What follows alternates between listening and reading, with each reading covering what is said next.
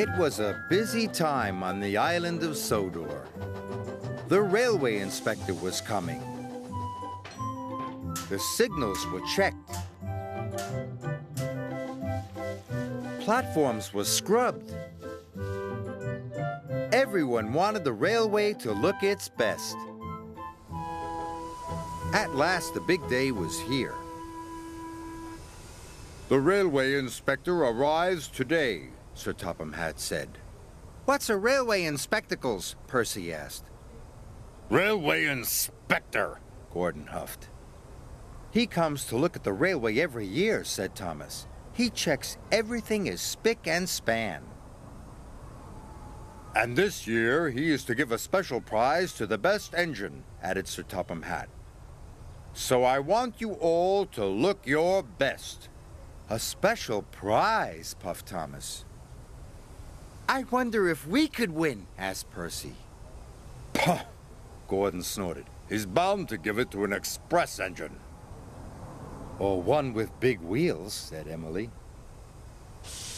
"I think he'll give it to a red engine," said James proudly.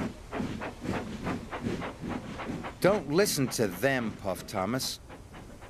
"A really useful engine can look as grand as any engine."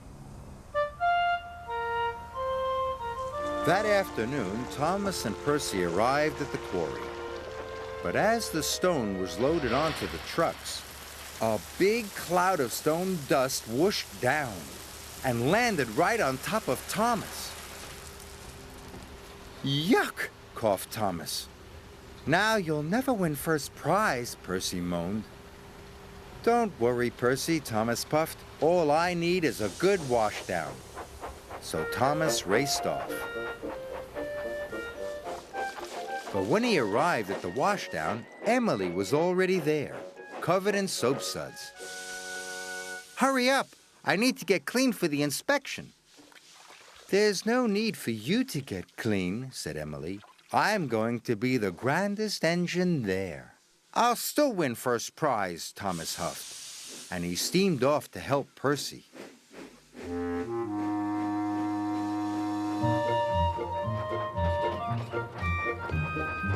Thomas and Percy puffed across the countryside.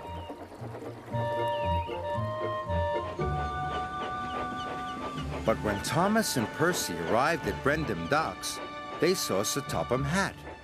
He was with the railway inspector. "Oh no," puffed Thomas, "the railway inspector, but I'm still dirty." So Thomas raced back to the washdown. When Thomas got to the washdown, James was already there.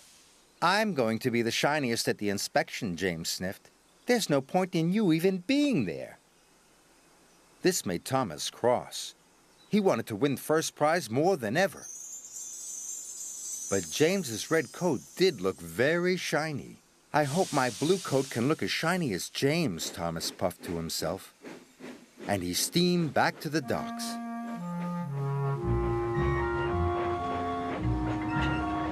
Percy and Thomas shunted the quarry freight cars into place.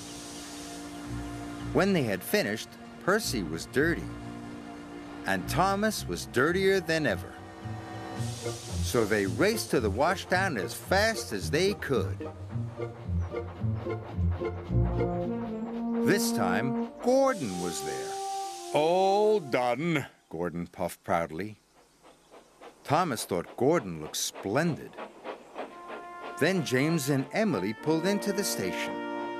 They looked splendid too. Emily's wheels looked shinier than ever, and James's red paint sparkled in the sun. Now Thomas was worried. "There's no point in going to the inspection," Thomas puffed sadly. "We'll never win." "Of course we can win," Percy puffed. "We just need a good clean." Percy and Thomas were covered in soap suds.